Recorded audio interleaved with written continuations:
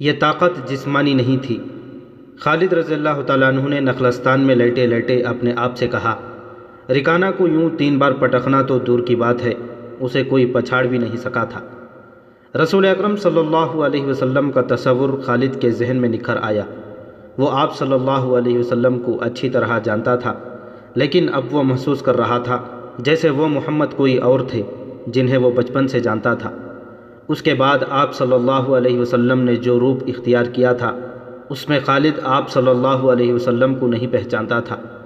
نبوت کے دعوے کے بعد خالد کی آپ کے ساتھ بول چال بند ہو گئی تھی۔ وہ آپ کے ساتھ 2 ہاتھ کرنا چاہتا تھا، لیکن وہ رکانہ کی طرح پہلوان نہیں تھا۔ وہ میدان جنگ میں لڑنے والا اور لڑنے والوں کی قیادت کرنے والا جنگجو تھا، لیکن اس وقت مسلمان فوج کی صورت میں لڑنے کے قابل نہیں تھے۔ جب مسلمان فوج کی صورت میں لڑنے کے قابل ہوئے اور قریش کے ساتھ ان کا پہلا معرکہ ہوا، اس وقت خالد کے لیے ایسے حالات پیدا ہو گئے تھے کہ وہ اس معرکے میں شامل نہیں ہو سکا تھا۔ اسے بہت افسوس تھا۔ یہ معرکہ بدر کا تھا جس میں 313 مجاہدین اسلام 1000 قریش کو شکست دی تھی۔ خالد دانت پیستا رہ گیا تھا، لیکن اس روز جب وہ ایک نخلستان میں لیٹا ہوا تھا اسے خیال آیا کہ 313 نے 1000 کو کس طرح شکست دے دی تھی۔ اس نے شکست کھا کر آنے والے قریش سے پوچھا تھا کہ مسلمانوں میں وہ کون سی خوبی تھی جس نے انہیں فتح یاب کیا تھا۔ خالد اٹھ بیٹھا اور انگلی سے ریت پر بدر کے میدان کے خد و خال بنا کر قریش اور مسلمانوں کی پوزیشنیں اور معرکے کے دوران دونوں چالوں کی لکیریں بنانے لگا۔ باپ نے اسے فن حرب و ضرب کا ماہر بنا دیا تھا۔ بچپن میں اسے گھوڑ سواری سکھائی، لڑکپن میں اسے اکٹھا اور منظور گھوڑوں کو قابو میں لانے کے قابل بنایا۔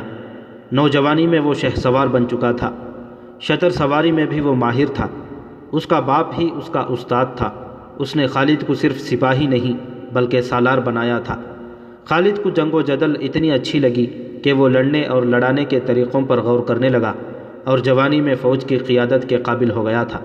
اسے بدر کی لڑائی میں شامل نہ ہو سکنے کا افسوس تھا اور وہ انتقام کے طریقے سوچتا رہتا تھا، لیکن اب اس کی سوچوں کا دھارا کسی اور طرف چل پڑا تھا۔ مکے سے روانگی سے کچھ دن پہلے وہ اس سوچ میں کھو گیا تھا کہ رسول اکرم صلی اللہ علیہ وسلم نے رکانہ پہلوان کو 3 بار پٹخا تھا اور بدر میں آپ صلی اللہ علیہ وسلم نے محض 313 مجاہدین سے 1000 کو شکست دی۔ یہ کوئی اور ہی قوت تھی، لیکن بدر کے معرکے کے بعد اس کے دل میں مسلمانوں کے خلاف انتقام کی آگ سلگ رہی تھی۔ مسلمان معرکہ بدر میں قریش کے بہت سے آدمیوں کو قیدی بنا کر لے گئے تھے۔ قریش کے سرداروں کے لیے تو یہ صدمہ تھا ہی، اس کا بہت برا اثر خالد نے قبول کیا تھا۔ اسے یاد تھا کہ جب بدر کا معرکہ لڑا جا رہا تھا تو مکے میں کوئی خبر نہیں پہنچ رہی تھی کہ معرکے کا انجام کیا ہوا۔ مکے کے لوگ بدر کی سمت دیکھتے رہتے تھے کہ ادھر سے کوئی سوار دوڑ آئے گا اور فتح کی خبر سنائے گا۔ آخر ایک روز ایک شتر سوار آتا نظر آیا۔ لوگ اس کی طرف دوڑ پڑے۔ سوار نے عرب کے رواج کے مطابق اپنا کرتا پھاڑ دیا تھا اور وہ روتا آ رہا تھا۔ بری خبر لانے والے قاصد ایسے ہی کیا کرتے تھے۔ وہ جب لوگوں کے درمیان پہنچا تو اس نے روتے ہوئے بتایا کہ اہل قریش کو بہت بری شکست ہوئی ہے۔ جن کے عزیز رشتہ دار لڑنے گئے تھے وہ ایک دوسرے سے آگے بڑھ بڑھ کر ان کے متعلق پوچھتے تھے کہ وہ زندہ ہیں، زخمی ہیں یا مارے گئے ہیں۔ شکست خوردہ قریش پیچھے آ رہے تھے۔ مارے جانے والوں میں 17 افراد خالد کے قبیلے بنو مخزوم کے تھے اور ان سب کے ساتھ خالد کا خون کا بڑا قریبی رشتہ تھا۔ ابو جہل بھی مارا گیا تھا۔ خالد کا بھائی جس کا نام ولید تھا جنگی قیدی ہو گیا تھا۔ ابو سفیان جو قریش کے سرداروں کا سردار تھا اور اس کی بیوی ہند بھی موجود تھے۔ کچھ میرے باپ اور میرے چچا کے متعلق بتا اے قاصد، ہند نے پوچھا۔ تمہارا باپ عتبہ علی رضی اللہ تعالیٰ عنہ اور حمزہ رضی اللہ تعالیٰ عنہ کے ہاتھوں مارا گیا ہے، قاصد نے کہا، اور تمہارے چچا شیبہ کو اکیلے حمزہ نے قتل کیا ہے اور تمہارا بیٹا حنظلہ علی کے ہاتھوں مارا گیا ہے۔ ابو سفیان کی بیوی ہند نے پہلے تو علی اور حمزہ کو بلند آواز سے گالیاں دی، پھر بولی، اللہ کی قسم میں اپنے باپ، اپنے چچا اور اپنے بیٹے کے خون کا بدلہ لوں گی۔ ابو سفیان پر خاموشی طاری تھی۔ خالد کا خون کھول رہا تھا۔ قریش کے 70 آدمی مارے گئے اور جو جنگی قیدی ہوئے ان کی تعداد بھی اتنی ہی تھی۔ خالد اٹھا دری جھاڑ کر لپیٹی اور گھوڑے کی زین کے ساتھ باندھ کر سوار ہوا اور مدینے کی سمت چل پڑا۔ اس نے ذہن کو یادوں سے خالی کر دینا چاہا، لیکن اس کا ذہن مدینہ پہنچ جاتا، جہاں رسول اللہ صلی اللہ علیہ وسلم تھے اور جو تبلیغ اسلام کا مرکز بن گیا تھا۔ آپ صلی اللہ علیہ وسلم کا خیال آتے ہی اس کا ذہن پیچھے چلا جاتا اور اسے وہ منظر دکھاتا جن کے خالق آپ صلی اللہ علیہ وسلم تھے۔ اس کے ذہن میں ہند کے الفاظ یاد آئے جو اس نے اپنے خاوند ابو سفیان سے کہے تھے۔ میں اپنے باپ اور چچا کو بھول سکتی ہوں، ہند نے کہا تھا، کیا میں اپنے لخت جگر حنظلہ کو بھی بھول جاؤں؟ ماں اپنے بیٹے کو کیسے بھول سکتی ہے؟ اللہ کی قسم، میں محمد کو اپنے بیٹے کا خون معاف نہیں کروں گی۔ یہ لڑائی محمد نے کرائی ہے، میں حمزہ اور علی کو نہیں بخشوں گی، وہ میرے باپ، میرے چچا اور میرے بیٹے کے قاتل ہیں۔ میرے خون کو صرف میرے بیٹے کا قتل گرما رہا ہے۔ ابو سفیان نے کہا تھا، مجھ پر اپنے بیٹے کے خون کا انتقام فرض ہو گیا ہے۔ میں سب سے پہلے یہ کام کروں گا کہ محمد صلی اللہ علیہ وسلم کے خلاف زبردست فوج تیار کر کے اسے آئندہ لڑنے کے قابل نہیں چھوڑوں گا۔ مشہور مورخ اور واقعہ نگار واقدی لکھتا ہے کہ اگلے ہی روز ابو سفیان نے تمام سرداروں کو بلایا۔ ان میں زیادہ تعداد ان سرداروں کی تھی جو کسی نہ کسی وجہ سے جنگ بدر میں شریک نہیں ہو سکے تھے، اور ان میں سے ہر ایک کا کوئی نہ کوئی عزیز اس جنگ میں مارا گیا تھا۔ سب انتقام کا ارادہ لے کر اکٹھے ہوئے۔ کیا مجھے زیادہ باتیں کرنے کی ضرورت ہے؟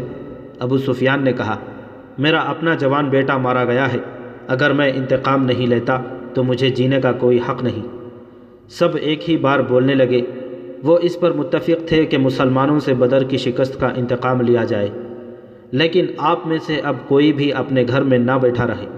خالد نے کہا، بدر میں ہم صرف اس لیے ذلت میں گرے کہ سردار گھروں میں بیٹھے رہے اور ان لوگوں کو لڑنے کے لیے بھیج دیا جو قریش کی عظمت کو نہیں سمجھتے تھے۔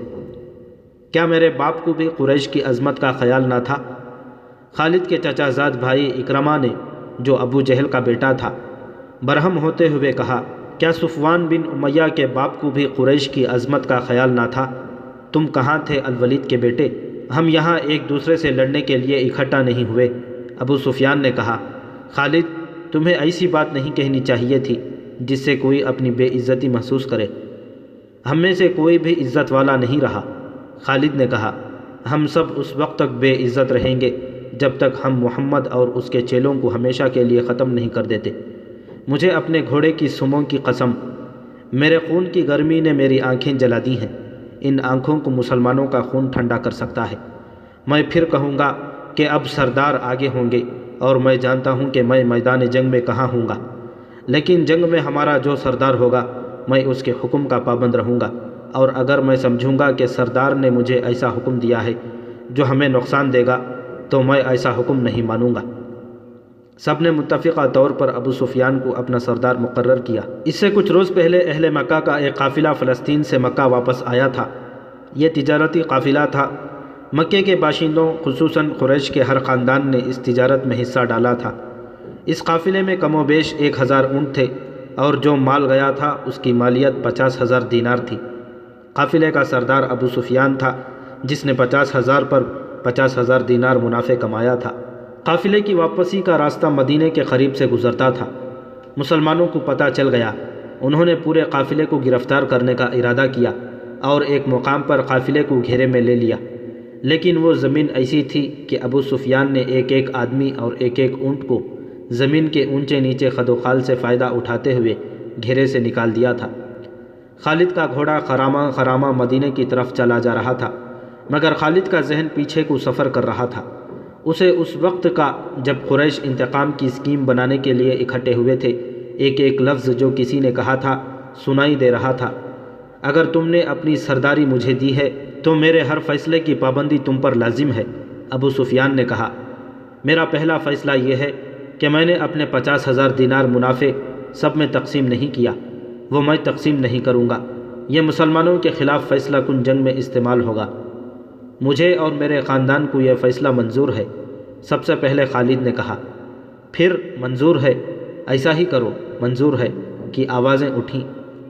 میرا دوسرا حکم یہ ہے، ابو سفیان نے کہا، کہ جنگ بدر میں ہمارے جو آدمی مارے گئے ہیں ان کے لواحقین آہوزاری کر رہے ہیں۔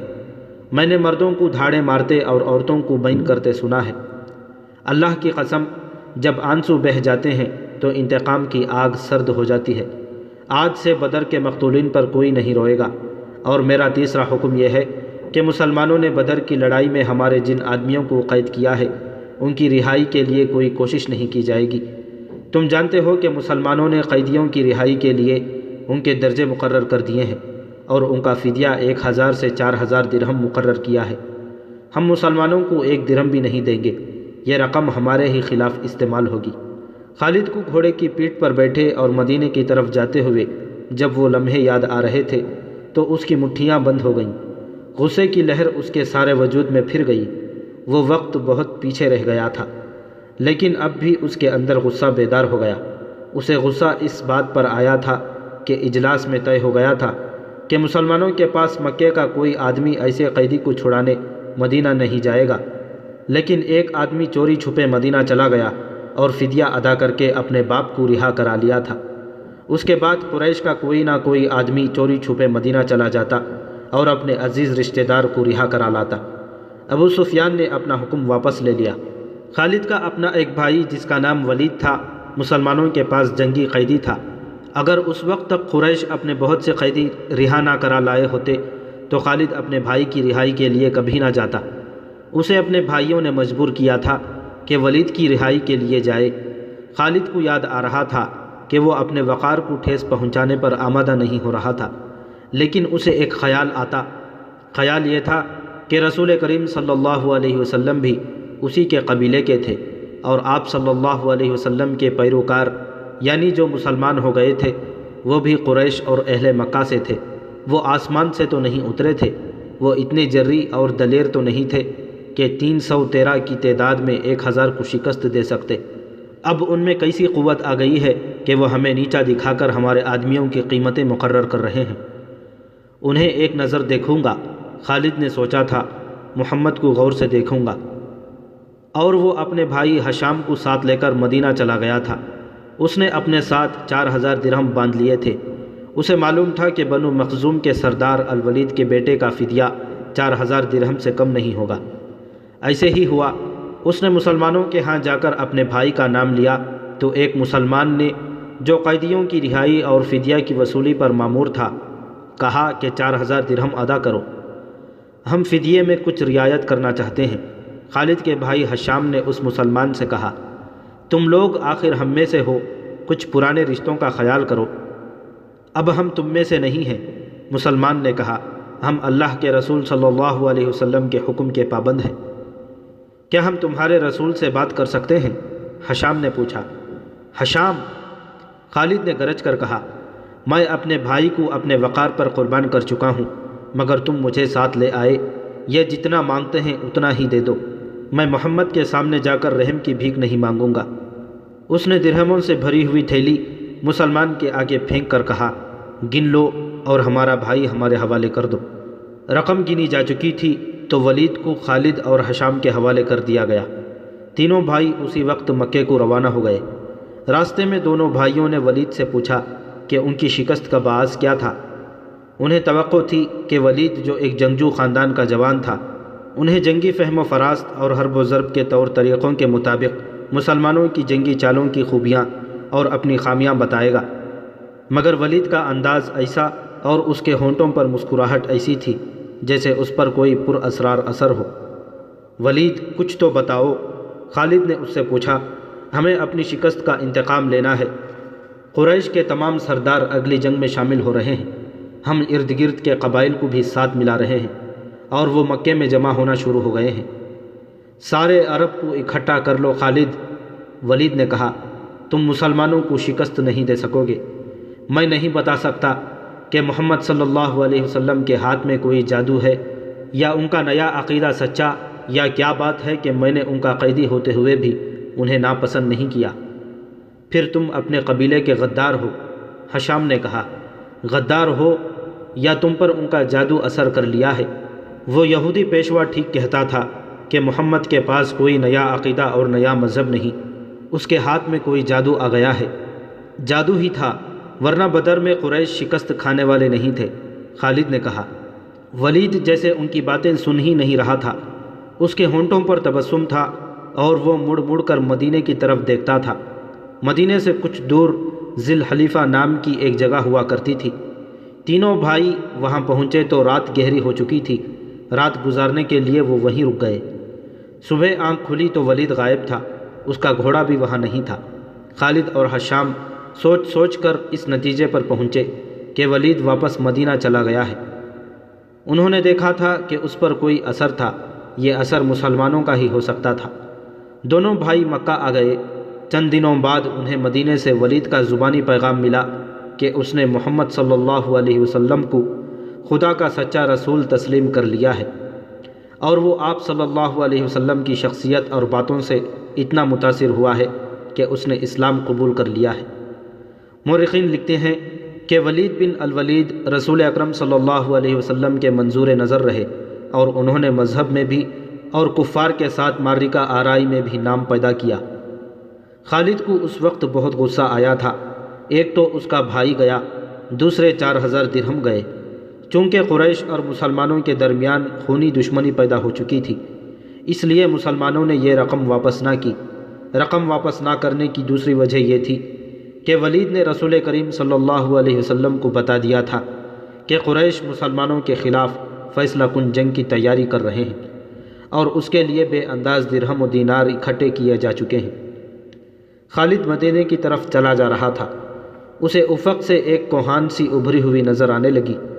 خالد جانتا تھا یہ کیا ہے۔ یہ احد کی پہاڑی تھی جو مدینے سے 4 میل شمال میں تھی۔ اس وقت خالد ریت کی بڑی لمبی اور کچھ اونچی ٹیکری پر چلا جا رہا تھا۔ احد، احد! خالد کے ہونٹوں سے سرگوشی نکلی اور اسے اپنی للکار سنائی دینے لگی۔ میں ابو سلیمان ہوں، میں ابو سلیمان ہوں۔ اس کے ساتھ ہی اسے ایک خونریز جنگ کا شور و غل اور سینکڑوں گھوڑوں کی ٹاپ اور تلواریں ٹکرانے کی آواز سنائی دینے لگی۔ خالد یہ جنگ لڑنے کے لیے بےتاب تھا اور اس نے یہ جنگ لڑی۔ خالد کا ذہن پیچھے ہی ہٹتا گیا۔ 4 ہی سال پہلے کا واقعہ تھا۔ مارچ 625 عیسوی شوال 3 ہجری کے مہینے میں قریش نے مدینے پر حملہ کرنے کے لیے جو لشکر تیار کیا تھا وہ مکے میں اکٹھا ہو چکا تھا۔ اس کی کل تعداد 3000 تھی۔ اس میں 700 افراد نے زرہ پہن رکھی تھی، گھوڑ سوار 200 کے لگ بھگ تھے، اور رسد اور سامان جنگ 3000 اونٹوں پر لدا ہوا تھا۔ یہ لشکر کوچ کے لیے تیار تھا۔ خالد کو ایک روز پہلے کی بات کی طرح یاد تھا کہ اس لشکر کو دیکھ کر وہ کس قدر خوش ہوا تھا۔ انتقام کی آگ بجھانے کا وقت آ گیا تھا۔ اس لشکر کا سالار اعلیٰ ابو سفیان تھا، اور خالد اس لشکر کے ایک حصے کا کمانڈر تھا۔ اس کی بہن بھی اس لشکر کے ساتھ جا رہی تھی۔ اس کے علاوہ 14 عورتیں اس لشکر کے ساتھ جانے کے لیے تیار تھیں۔ ان میں ابو سفیان کی بیوی ہند بھی تھی، عمرو بن عاص کی اور ابو جہل کے بیٹے اکرمہ کی بیویاں بھی تھیں۔ باقی سب گانے بجانے والیاں تھیں۔ سب کی آواز میں سوز تھا اور ان کے سازوف اور ڈھولک تھے۔ ان عورتوں کا جنگ میں یہ کام تھا کہ جوشیلے اور جذباتی گیت گا کر سپاہیوں کا حوصلہ بلند رکھیں اور ان کی یاد تازہ کرتی رہیں جو جنگ بدر میں مارے گئے تھے۔ خالد کو افریقہ کا ایک حبشی یاد آیا جس کا نام وحشی بن حرب تھا۔ وہ قریش کے ایک سردار جبیر بن مطعم کا غلام تھا۔ وہ دراز قد، سیاہ رو اور طاقتور تھا۔ اس نے برچھی مارنے کے فن میں شہرت حاصل کی تھی۔ اس کے پاس افریقہ کی بنی ہوئی برچھی تھی۔ اس کا افریقی نام کچھ اور تھا۔ اسے عربی نام جبیر نے اس کے جنگی کمالات دیکھ کر دیا تھا۔ بن حرب کوچ سے کچھ پہلے جبیر بن مطعم نے اسے کہا، مجھے اپنے چچا کے خون کا بدلہ لینا ہے۔ شاید مجھے موقع نہ مل سکے۔ میرے چچا کو بدر کی لڑائی میں محمد صلی اللہ علیہ وسلم کے چچا حمزہ نے قتل کیا تھا۔ اگر تم حمزہ کو قتل کر دو تو میں تمہیں آزاد کر دوں گا۔ حمزہ میری برچھی سے قتل ہوگا یا آقا؟ وحشی بن حرب نے کہا۔ یہ حبشی غلام اس طرف جا نکلا جہاں وہ عورتیں اونٹوں پر سوار ہو چکی تھیں جو اس لشکر کے ساتھ جا رہی تھیں۔ ابو وسمہ، کسی عورت نے پکارا۔ یہ وحشی بن حرب کا دوسرا نام تھا۔ وہ رک گیا، دیکھا کہ ابو سفیان کی بیوی ہند اسے بلا رہی تھی۔ وہ اس کے قریب چلا گیا۔ ابو وسمہ، ہند نے کہا، حیران نہ ہو، تجھے میں نے بلایا ہے۔ میرا سینہ انتقام کی آگ سے جل رہا ہے، میرا سینہ ٹھنڈا کر دے۔ حکم خاتون؟ غلام نے کہا، اپنے سالار کی زوجہ کے حکم پر اپنی جان دے دوں گا۔ بدر میں میرے باپ کو حمزہ نے قتل کیا تھا۔ ہند نے کہا، تو حمزہ کو اچھی طرح جانتا ہے، یہ دیکھ میں نے سونے کے جو زیورات پہن رکھے ہیں، اگر تو حمزہ کو قتل کر دے گا تو یہ سب زیورات تیرے ہوں گے۔ وحشی بن حرب نے ہند کے زیورات پر نگاہ ڈالی تو وہ مسکرایا اور زیر لب پرعزم لہجے میں بولا، حمزہ کو میں ہی قتل کروں گا۔ خالد کو اپنے لشکر کا کوچ یاد تھا، اسی راستے سے لشکر مدینہ کو گیا تھا۔ اس نے ایک بلند جگہ کھڑے ہو کر اپنے لشکر کو دیکھا تھا، اس کا سینہ فخر سے پھیل گیا تھا، اسے مدینہ کے مسلمانوں پر رحم آ گیا تھا، لیکن اس رحم نے بھی اسے مسرت دی تھی، یہ خون کی دشمنی تھی، یہ اس کے وقار کا مسئلہ تھا، مسلمانوں کو کچل ڈالنا اس کا عزم تھا۔ جنگ احد کے بہت دن بعد اسے پتہ چلا تھا کہ جب مکے میں قریش لشکر جمع کر رہے تھے تو اس کی اطلاع رسول اکرم صلی اللہ علیہ وسلم کو مل گئی تھی، اور جب یہ لشکر مدینہ کے راستے میں تھا تو رسول خدا صلی اللہ علیہ وسلم کو اس کی رفتار، پڑاؤ اور مدینے سے فاصلے کی اطلاعیں مسلسل ملتی رہتی تھیں۔ آپ صلی اللہ علیہ وسلم کو لشکر کے مکے سے کوچ کی اطلاع حضرت عباس رضی اللہ تعالیٰ عنہ نے دی تھی۔ قریش کے اس لشکر نے مدینے سے کچھ دور کوہ احد کے قریب ایک ایسی جگہ کیمپ کیا تھا جو ہری بھری تھی اور وہاں پانی بھی تھا۔ خالد کو معلوم نہ تھا کہ مسلمانوں کے 2 جاسوس اس لشکر کی پوری تعداد دیکھ آئے ہیں اور رسول کریم صلی اللہ علیہ وسلم کو بتا چکے ہیں۔ 21 مارچ 625 عیسوی کے روز رسول کریم صلی اللہ علیہ وسلم نے اپنی فوج کو کوچ کا حکم دیا اور شیخین نام کی ایک پہاڑی کے دامن میں جا خیمہ زن ہوئے۔ آپ صلی اللہ علیہ وسلم کے ساتھ 1000 پیادہ مجاہدین تھے، جن میں 100 نے زرہ پہن رکھی تھی۔ مجاہدین کے پاس صرف 2 گھوڑے تھے، جن میں سے ایک رسول کریم صلی اللہ علیہ وسلم کے پاس تھا۔ اس موقع پر مسلمانوں کی نفاق کا پہلا خطرناک مظاہرہ ہوا، جو غداری کے مترادف تھا۔ مدینے کے بعض ایسے لوگوں نے اسلام قبول کر لیا تھا جو دل سے مسلمان نہیں ہوئے تھے۔ انہیں رسول مقبول صلی اللہ علیہ وسلم نے منافقین کہا تھا۔ کسی کے متعلق یہ معلوم کرنا کہ وہ سچا مسلمان ہے یا منافق بہت مشکل تھا۔ جب مجاہدین مدینے سے شیخین کی پہاڑی کی طرف کوچ کرنے لگے تھے تو ایک با اثر آدمی جس کا نام عبداللہ بن ابی تھا، رسول اللہ صلی اللہ علیہ وسلم کے ساتھ اس بحث میں الجھ گیا کہ قریش کا لشکر 3 گنا ہے، اس لیے مدینہ سے باہر جا کر لڑنا نقصان دہ ہوگا۔ آپ صلی اللہ علیہ وسلم نے مجاہدین کے دوسرے سرداروں سے رائے لی تو اکثریت نے کہا کہ شہر سے باہر لڑنا زیادہ بہتر ہوگا۔ آپ صلی اللہ علیہ وسلم عبداللہ بن ابی کے ہی ہم خیال تھے، لیکن آپ صلی اللہ علیہ وسلم نے اکثریت کا فیصلہ قبول فرمایا اور کوچ کا حکم دے دیا۔ عبداللہ بن ابی نے شہر سے باہر جانے سے انکار کر دیا۔ اس کے پیچھے ہٹنے کی دیر تھی کہ مجاہدین اسلام میں سے 300 آدمی پیچھے ہٹ گئے۔ تب پتہ چلا کہ یہ سب منافقین تھے اور عبداللہ بن ابی ان کا سردار ہے۔ اب 3000 کے مقابلے میں مجاہدین کی نفری صرف 700 رہ گئی۔ رسول اللہ صلی اللہ علیہ وسلم دل برداشتہ نہ ہوئے اور 700 کو ہی ساتھ لے کر کوہ احد کے دامن میں شیخین کے مقام پر مجاہدین کو جنگی ترتیب میں کر دیا۔ خالد نے ایک بلند ٹیکری پر کھڑے ہو کر مسلمانوں کی یہ ترتیب دیکھی تھی اور اس نے اپنے سالار ابو سفیان کو بتا کر اپنے دستے کی جگہ طے کر لی۔ رسول اکرم صلی اللہ علیہ وسلم نے مجاہدین کو کم و بیش 1000 گز لمبائی میں پھیلا دیا۔ پیچھے وادی تھی، مجاہدین کے ایک پہلو کے ساتھ پہاڑی تھی، لیکن دوسرے پہلو پر کچھ نہیں تھا۔ اس پہلو کو مضبوط رکھنے کے لیے رسول کریم صلی اللہ علیہ وسلم نے 50 تیر اندازوں کو قریب کر کے ایک ٹیکری پر بٹھا دیا۔ ان تیر اندازوں کے کمانڈر عبداللہ بن جبیر تھے۔ اپنی ذمہ داری سمجھ لو عبداللہ، رسول خدا صلی اللہ علیہ وسلم نے اسے ہدایات دیتے ہوئے فرمایا، اپنے عقب کو دیکھو، دشمن ہمارے عقب میں نقل و حرکت کر سکتا ہے، جو تمہارے لیے خطرہ ہے۔ دشمن کے پاس گھوڑ سوار زیادہ ہیں، وہ ہمارے پہلو پر گھوڑ سواروں سے حملہ کر سکتا ہے۔ اپنے تیر اندازوں کو گھوڑ سواروں پر مرکوز رکھو، پیادوں کا مجھے کوئی ڈر نہیں۔ تقریباً تمام مستند مورخین، جن میں ابن حشام اور واقدی خاص طور پر قابل ذکر ہیں، لکھتے ہیں کہ رسول کریم صلی اللہ علیہ وسلم نے عبداللہ بن جبیر رضی اللہ تعالیٰ عنہ کو واضح الفاظ میں کہا تھا، ہمارا عقب صرف تمہاری بیداری اور مستعدی سے محفوظ رہے گا، تمہاری ذرا سی کوتاہی بھی ہمیں بڑی ذلت آمیز شکست دے سکتی ہے۔ یاد رکھو عبداللہ، اگر تم دشمن کو بھاگتے ہوئے اور ہمیں فتح یاب ہوتے ہوئے دیکھ لو تو بھی اس جگہ سے نہ ہلنا۔ اگر دیکھو کہ ہم پر دشمن کا دباؤ بڑھ گیا ہے اور تمہیں ہماری مدد کے لیے پہنچنا چاہیے تو بھی یہ جگہ نہ چھوڑنا۔ پہاڑی کی یہ بلندی دشمن کے قبضے میں نہیں جانی چاہیے، یہ بلندی تمہاری ہے، وہاں سے تم نیچے اس تمام علاقے کے حکمران ہوگے جہاں تک تمہارے تیر اندازوں کے تیر پہنچیں گے۔ خالد نے مسلمانوں کی ترتیب دیکھی اور ابو سفیان کو بتایا کہ مسلمان کھلے میدان کی لڑائی نہیں لڑیں گے۔ ابو سفیان کو اپنی کثیر نفری پر ناز تھا، وہ چاہتا تھا کہ لڑائی کھلے میدان میں یعنی لامحدود محاذ پر ہو تاکہ وہ اپنے پیادوں اور گھوڑوں کی افراد سے مجاہدین اسلام کو کچل ڈالے۔ خالد کو اپنے باپ نے جنگی چالوں کی تربیت بچپن سے دینی شروع کر دی تھی۔ دشمن پر بے خبری میں پہلو یا عقب سے جھپٹنا، دشمن کو چکر دے کر مارنا، اپنے دستوں کی تقسیم اور ان پر کنٹرول اس تربیت میں شامل تھا جو اسے باپ نے دی تھی۔ اس نے تجربہ کار سرداروں کی نگاہوں سے مجاہدین کی ترتیب دیکھی تو اس نے محسوس کیا کہ مسلمان فن و حرب کے کمالات دکھا سکتے ہیں۔ ابو سفیان اپنی فوج کو مسلمانوں کے بالمقابل لے گیا۔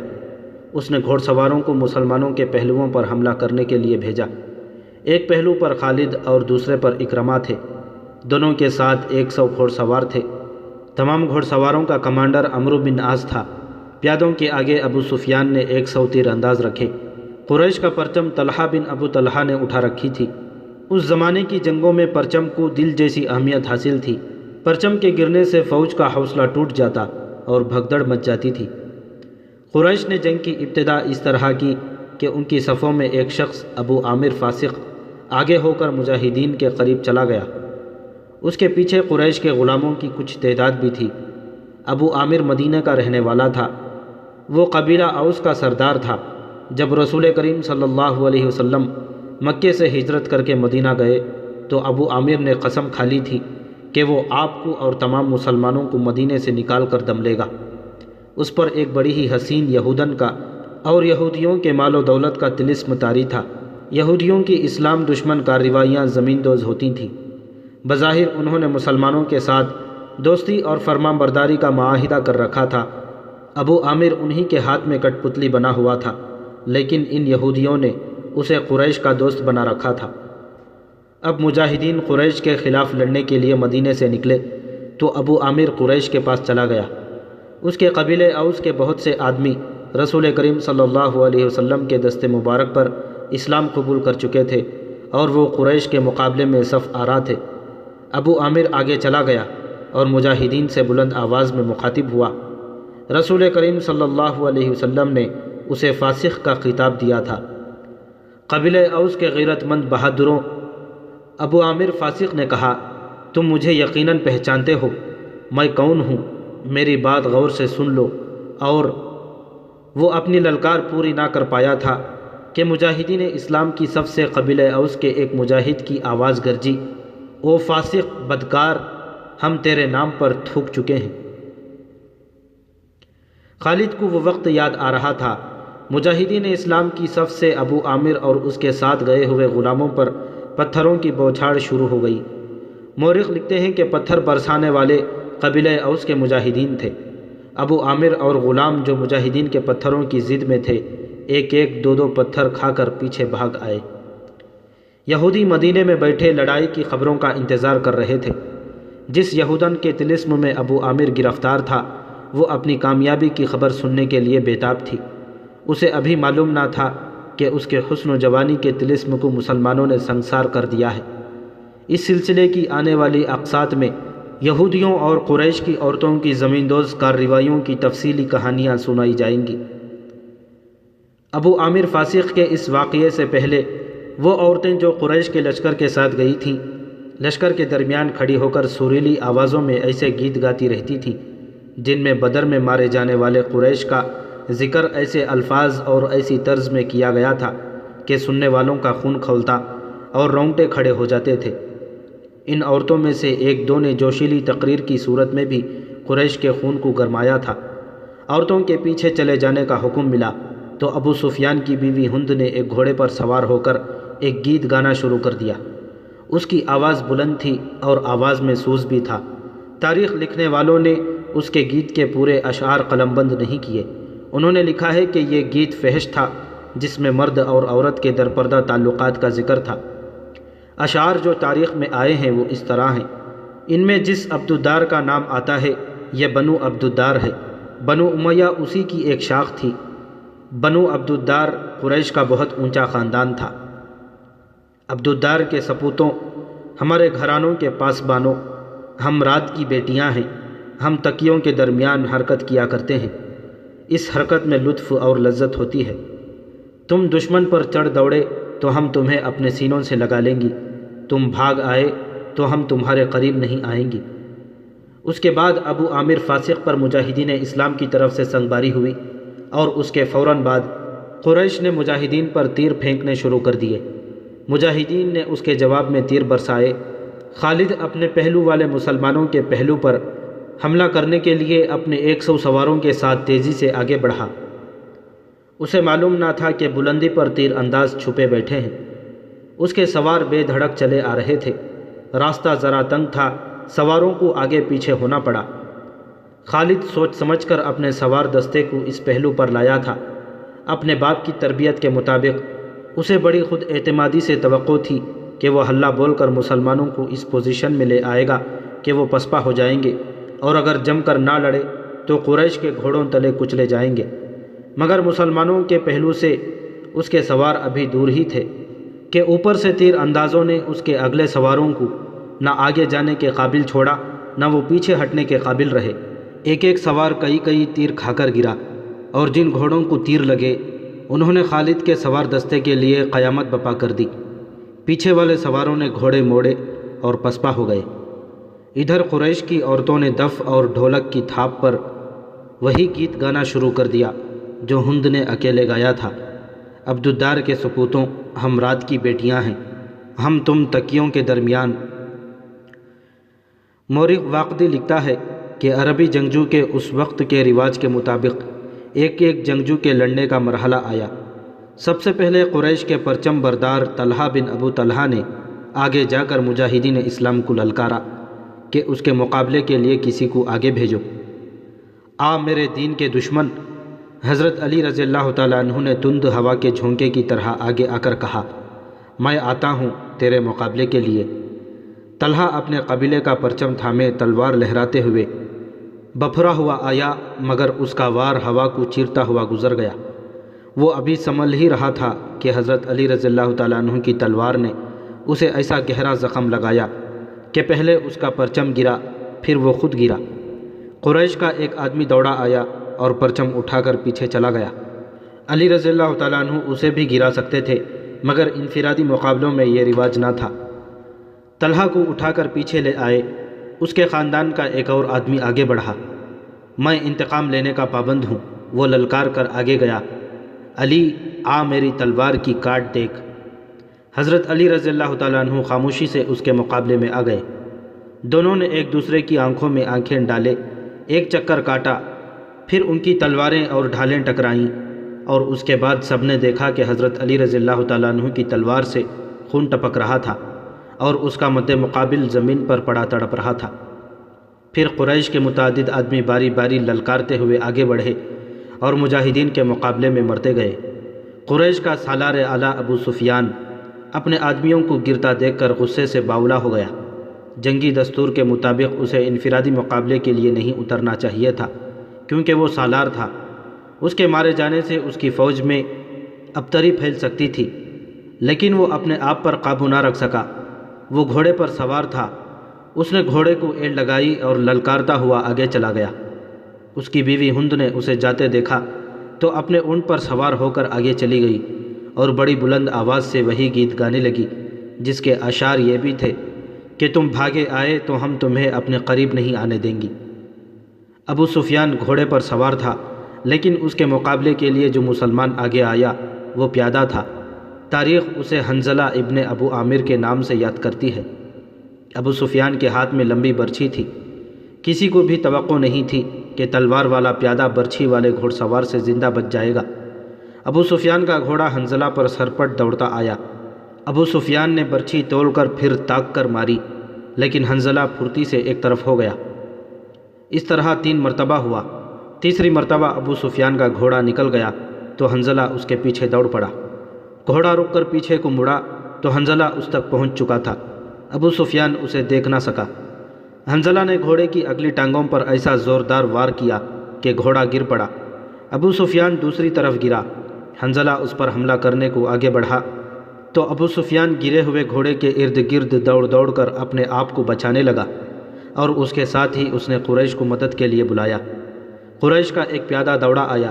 مسلمان اس غلط فہمی میں رہے کہ یہ آدمی ابو سفیان کو اپنے ساتھ لے جائے گا، لیکن اس نے بے اصولی کا مظاہرہ کیا، پیچھے سے حنظلہ پر وار کر کے اسے شہید کر دیا۔ ابو سفیان اپنی صفوں میں بھاگ گیا۔ آخری مقابلے کے لیے قریش کی طرف سے عبد الرحمن بن ابو بکر آیا۔ مورخ واقدی نے یہ واقعہ اس طرح بیان کیا ہے کہ عبد الرحمن بن ابو بکر کی للکار پر اس کے والد حضرت ابو بکر رضی اللہ تعالیٰ عنہ، جو اسلام قبول کر کے رسول اللہ صلی اللہ علیہ وسلم کے ساتھ تھے، تلوار نکال کر اپنے جوان بیٹے کے مقابلے کے لیے نکلے۔ آگے مسلمان باپ کے کافر فرزند حضرت ابو بکر رضی اللہ تعالیٰ عنہ نے للکار کر کہا، رسول کریم صلی اللہ علیہ وسلم نے دیکھا کہ باپ بیٹا مقابلے پر اتر آئے ہیں، تو آپ نے دوڑ کر حضرت ابو بکر کو روک لیا۔ تلوار نیام میں ڈالیں ابو بکر، رسول کریم صلی اللہ علیہ وسلم نے فرمایا، اور ابو بکر کو پیچھے لے گئے۔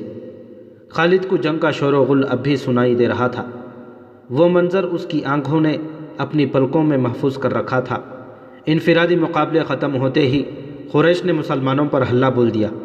رسول اکرم صلی اللہ علیہ وسلم نے احد کی پہاڑی کو اپنے عقب میں رکھا ہوا تھا، اس لیے مجاہدین اسلام کو عقبی حملے کا خطرہ نہیں تھا۔ آمنے سامنے کا معرکہ خون ریز تھا۔ مسلمانوں کی نفری بہت تھوڑی تھی، اس کی کمی کو انہوں نے جذبے اور تیغ زنی کے کمالات سے پورا کر دیا۔ اگر قریش کو نفری کی افراد حاصل نہ ہوتی تو وہ مسلمانوں کے آگے نہیں ٹھہر سکتے تھے، وہ نفری کے زور پر لڑ رہے تھے۔ خالد کی نظر رسول کریم صلی اللہ علیہ وسلم پر تھی۔ آپ صلی اللہ علیہ وسلم ایک پہلو پر تھے، یہی پہلو تھا جس پر خالد کو حملہ کرنا تھا۔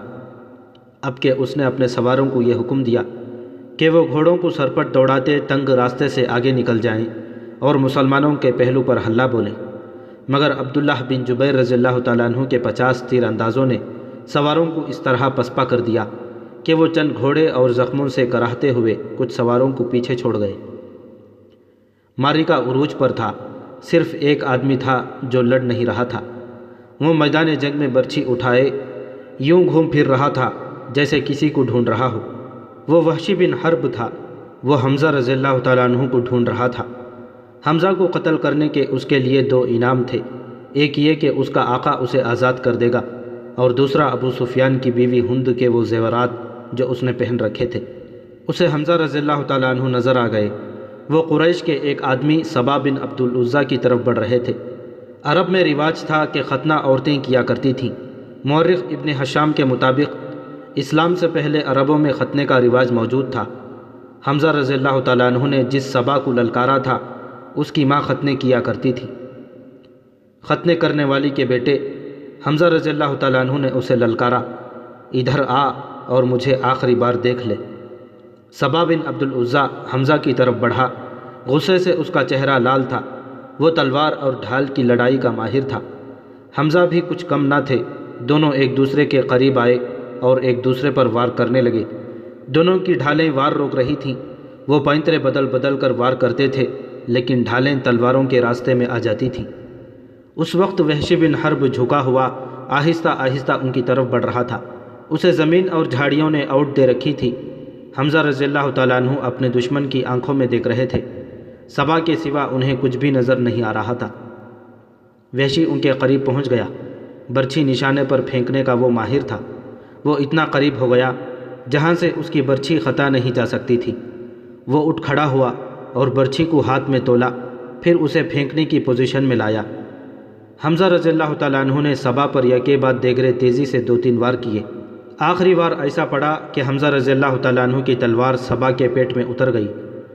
حمزہ رضی اللہ تعالیٰ عنہ نے تلوار اس کے پیٹ سے اس طرح نکالی کہ اس کا پیٹ اور زیادہ پھٹ گیا اور وہ حمزہ رضی اللہ تعالیٰ عنہ کے قدموں میں گر پڑا۔ حمزہ ابھی سنبھلے ہی تھے کہ وحشی نے ان پر پوری طاقت سے برچی پھینکی۔ فاصلہ بہت کم تھا۔ برچھی حضرت حمزہ رضی اللہ تعالیٰ عنہ کے پیٹ میں اتنی زیادہ اتر گئی کہ اس کی انی حمزہ رضی اللہ تعالیٰ عنہ کی پیٹھ سے آگے نکل گئی۔ حمزہ رضی اللہ تعالیٰ عنہ گرے نہیں، انہوں نے ادھر ادھر دیکھا، انہیں وحشی دکھائی دیا۔ حمزہ رضی اللہ تعالیٰ عنہ برچھی اپنے جسم میں لیے ہوئے وحشی کی طرف بڑھے۔ وحشی جہاں کھڑا تھا وہیں کھڑا رہا۔ حمزہ 4-5 قدم چل کر گر پڑے۔ وحشی ان کے جسم کو ہلتا جلتا دیکھتا رہا۔ جب جسم کی حرکت بند ہو گئی تو وحشی ان تک آیا۔ وہ شہید ہو چکے تھے۔ وحشی نے ان کے جسم سے برچھی نکال لی اور چلا گیا۔ اب وہ ہند اور اپنے آقا جبیر بن مطعم کو ڈھونڈنے لگا۔ خالد کو وہ معرکہ یاد آ رہا تھا اور اس کے دل پر بوجھ سا پڑتا جا رہا تھا۔ اس کا گھوڑا چلا جا رہا تھا۔ وہ نشیبی جگہ سے گزر رہا تھا، اس لیے احد کی پہاڑی کی چوٹی اس کی نظروں سے اوجھل ہو گئی تھی۔ اسے اپنے قبیلے کی عورتیں یاد آئیں جو قریش اور اس کے اتحادی قبائل کو جوش دلا رہی تھیں۔ خالد کو یاد آیا کہ وہ معرکے کا نظارہ کرنے کے لیے ایک بلند جگہ چڑھ گیا تھا۔ اسے مسلمان عورتیں نظر آئیں۔ مسلمان اپنے جن زخمیوں کو پیچھے لاتے تھے انہیں عورتیں سنبھال لیتی تھیں، ان کی مرہم پٹی کرتیں اور انہیں پانی پلاتی تھیں۔ مسلمانوں کے ساتھ 14 عورتیں تھیں جن میں حضرت فاطمہ رضی اللہ تعالی عنہا بھی تھی۔ پھر یوں ہوا کہ قلیل تعداد مجاہدین کثیر تعداد کفار پر غالب آ گئے۔ قریش کا پرچم برادر گرا تو کسی اور نے پرچم اٹھا لیا، وہ بھی گرا، پرچم کئی بار گرا۔ آخر میں ایک غلام نے پرچم اٹھا کر اونچا کیا لیکن وہ بھی مارا گیا۔ پھر مسلمانوں نے قریش کو پرچم اٹھانے کی مہلت نہ دی۔ قریش کے جذبے جواب دے گئے۔ خالد نے ان کی پسپائی دیکھی اور یہ بھی دیکھا تھا کہ مسلمان ان کا تعاقب کر رہے ہیں۔ قریش اپنے کیمپ میں بھی نہ ٹھہرے، اپنا مال اسباب چھوڑ کر افراتفری کے عالم میں بھاگ گئے۔ یہاں سے جنگ کے بعد کا مرحلہ شروع ہو گیا۔ مسلمانوں نے فتح کی خوشی میں اور انتخابی جذبے کی تحت قریش کے کیمپ کو لوٹنا شروع کر دیا۔ وہ فتح و نصرت کے نعرے لگا رہے تھے۔ قریش ایسے بوکھلا کر بھاگے کہ انہیں اپنی عورتوں کا بھی خیال نہ رہا۔ وہ پیدل بھاگی جا رہی تھیں لیکن مسلمانوں نے ان کی طرف آنکھ اٹھا کر بھی نہ دیکھا۔ قریش کے گھوڑ سواروں کے ایک دستے کا کمانڈر اکرمہ اور دوسرے کا خالد تھا۔ انہوں نے مسلمانوں کے پہلوؤں پر حملے کرنے تھے مگر جنگ کا پاسا پوری طرح پلٹ گیا تھا۔ اکرمہ اور خالد نے پھر بھی اپنے اپنے سواروں کو وہیں رکھا جہاں انہیں تیاری کی حالت میں کھڑا کیا گیا تھا۔ خالد کو اس کیفیت میں بھی توقع تھی کہ وہ شکست کو فتح میں بدل دے گا، لیکن جس راستے سے اسے گزرنا تھا وہاں مسلمان تیر انداز تیار کھڑے تھے۔ ان مسلمان تیر اندازوں نے اپنے بلند پوزیشن سے دیکھا کہ قریش بھاگ گئے ہیں اور ان کے ساتھی لوٹ مار کر رہے ہیں، تو وہ مال غنیمت کے لالچ میں اپنی جگہ چھوڑنے لگے۔ ان کے کمانڈر عبداللہ بن جبیر رضی اللہ تعالیٰ عنہ نے انہیں کہا کہ اپنے رسول صلی اللہ علیہ وسلم کی حکم عدولی نہ کرو، آپ کا حکم ہے کہ آپ کی اجازت کے بغیر یہاں سے کوئی نہ ہٹے۔ جنگ ختم ہو گئی ہے۔ تیر انداز شور مچاتے ہوئے پہاڑی سے اترنے لگے۔ مال غنیمت، مال غنیمت، فتح ہماری ہے۔ عبداللہ بن جبیر رضی اللہ تعالیٰ عنہ کے ساتھ صرف 9 تیر انداز رہ گئے۔ خالد نے یہ منظر دیکھا تو اسے ایسا لگا جیسے خواب دیکھ رہا ہو۔ وہ یہی چاہتا تھا۔ وہ تیر اندازوں کو دیکھتا رہا۔ جب وہ قریش کے کیمپ میں پہنچ گئے تو اس نے اس پہاڑی عینین پر حملہ کر دیا جہاں عبداللہ بن جبیر اور ان کے 9 تیر انداز رہ گئے تھے۔ خالد انہیں نظر انداز بھی کر سکتا تھا لیکن ان سے وہ انتقام لینا چاہتا تھا۔ اس کے گھڑ سوار پہاڑی پر چڑھتے جا رہے تھے، اوپر سے تیر انداز تیزی سے تیر برسا رہے تھے۔ اکرمہ نے خالد کو عینین پر حملہ کرتے دیکھا تو وہ بھی اپنے سوار دستے کو وہیں لے گیا اور اس کے گھوڑے ہر طرف سے اوپر چڑھنے لگے۔ سواروں کے پاس بھی تیر کمانیں تھیں۔ وہ اوپر کو تیر چلا رہے تھے لیکن اتنے گھوڑ سواروں کو روکنا ان کے لیے ممکن نہ تھا۔ سوار اوپر چلے گئے، تیر انداز دست بدست لڑائی بھی لڑے اور سب زخمی ہو کر گرے۔ خالد نے زخمیوں کو پہاڑی سے نیچے پھینک دیا۔ عبداللہ بن جبیر رضی اللہ تعالیٰ عنہ بھی شہید ہو گئے۔ وہاں سے خالد اور اکرمہ نے اپنے گھوڑ سواروں کو اتارا اور اس مقام پر آ گئے جہاں سے مسلمانوں نے لڑائی کی ابتدا کی تھی۔ خالد کے حکم پر دونوں نے مل کر مسلمانوں پر حملہ کر دیا۔ مسلمان لڑنے کی حالت میں نہیں تھے لیکن رسول کریم صلی اللہ علیہ وسلم نے مجاہدین کی کچھ تعداد کو اپنے ساتھ رکھا ہوا تھا۔ یہ مجاہدین گھوڑ سواروں کے مقابلے میں ڈٹ گئے۔ قریش کے ساتھ جو عورتیں آئی تھیں وہ بھاگ گئی تھیں، لیکن امرہ نام کی ایک عورت وہیں کہیں چھپ گئی تھی۔ اس نے جب قریش کے گھوڑ سواروں کو مسلمانوں پر حملہ کرتے دیکھا تو اسے قریش کا پرچم زمین پر پڑا نظر آ گیا۔ اس عورت نے پرچم کو اٹھا کر اوپر کر دیا۔ ابو سفیان نے اپنے بھاگتے ہوئے پیادوں پر قابو پا لیا تھا۔ اس نے ادھر دیکھا تو اسے اپنا پرچم لہراتا نظر آیا۔ اس نے حبل زندہ باد اور عزا زندہ باد کے نعرے لگائے اور پیادوں کو واپس لا کر مسلمانوں کو گھیرے میں لے لیا۔ خالد کو وہ وقت یاد آ رہا تھا۔ وہ رسول کریم صلی اللہ علیہ وسلم کو ڈھونڈ رہا تھا، اور آج 4 برس بعد وہ مدینہ جا رہا تھا اور اس کے ذہن پر رسول کریم صلی اللہ علیہ وسلم کا غلبہ تھا۔